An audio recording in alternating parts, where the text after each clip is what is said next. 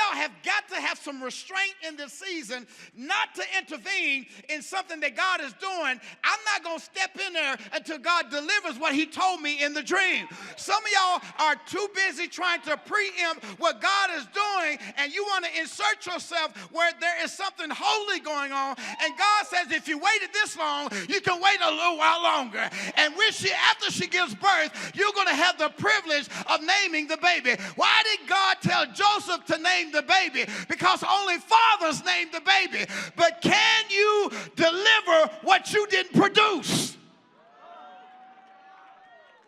Lord have mercy.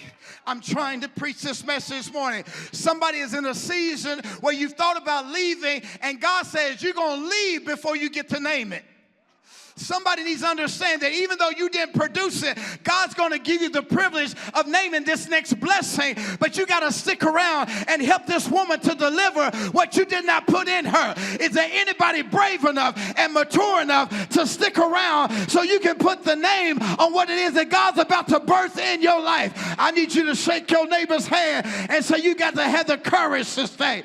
You got to have the courage to stick around. Somebody go find me a piano man. There he is. I need somebody right now to high-five your neighbor and say, I'm going to stick around a little while. I'm going to stay a little while. Yes, I've been hurt. Yes, I've been misunderstood. Yes, they let me down. But I know that God's got something bigger. There's a jewel in my crown. Do not grow weary of well-doing, for in due season you'll reap an unfading crown of glory. Is there anybody glad that Joseph stayed? Would you shake your neighbor's hand? And I'm glad and say, I'm glad Joseph stayed. But y'all, I got one more person that I want to lift up to you for your consideration this morning. Not only did Joseph stay, but Jesus stayed. I can't think of a greater example than Jesus Christ. If there's anybody that should have left, it should have been Jesus. He came to his own, and his own received him not. Would you have stayed? They loved the darkness more than they loved the light. Would you have stayed? Everybody that he healed and helped turned their back on him and literally left him hanging. The same people he helped were the same people that said crucify him. His closest disciple, Judas, sold him out for 30 pieces of silver. Would you have stayed? The woman he healed with an issue of blood didn't speak up for him.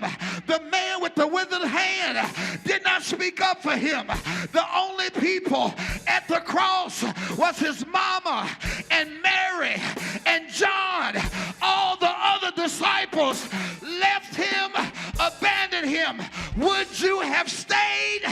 I don't know about you, but if I was fickle as I have been, and Jesus, I was in his place, I would have walked away from me a long time ago. But I'm so glad that Jesus looked beyond my faults and saw my needs. I just want 100 of y'all who are glad that Jesus stayed. Stand up on your feet and lift up your hands and say, thank you, Jesus, for staying in my life, for staying in my life, for staying in my marriage, for staying in my church, for staying in my business, for staying in my ministry. High five 3 people and say, Jesus stayed. What about you?